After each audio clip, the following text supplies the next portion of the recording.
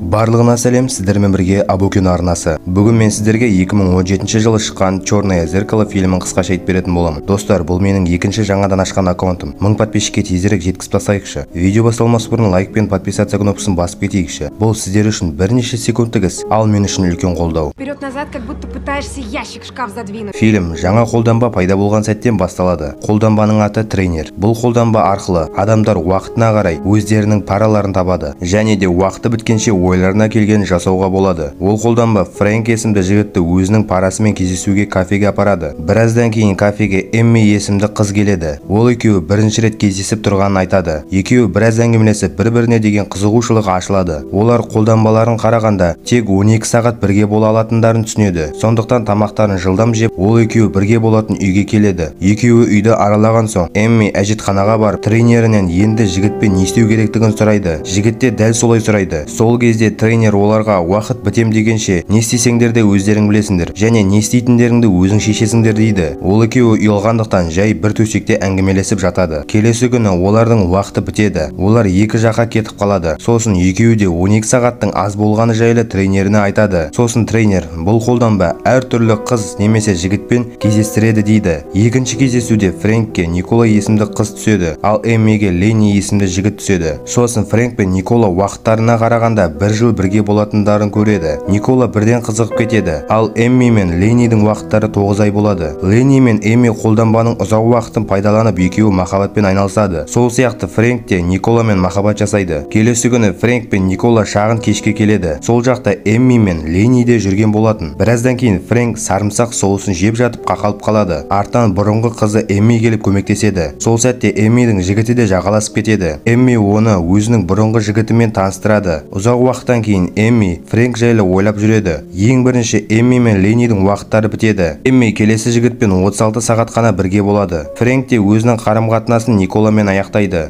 Фрэнк келесі қызды күтіп отқанда қасына қайтадан Эмми келеді. Екеуі қуанып кетеді. Қолданба оларға ешқандай уақыт бермеген, тек өшіп тұрды. Енді екеуі уақытқа мүлде қарамай өмір сүрекші дейді. Үйіне қайтқанда екеуі бірден махаббатпен айналысады. Екеуі қыдырып күндерін өткізіп жүреді. Бірақ Фрэнкті екеуіне қанша уақыт түскені қызықтырады. Эммиге айтпай уақытты қарағысы келеді.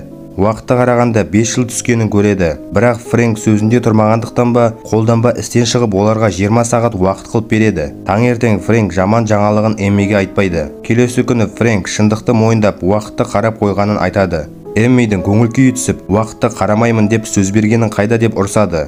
Фрэнк, сен маған ұнағандықтан мен осыны істедім дейді. Фрэнк, біз қолданбаның көмегінсіз-ақ бірге өмір сүре аламыз деп айқайлайды. Эмми ренжіп кетіп қалады.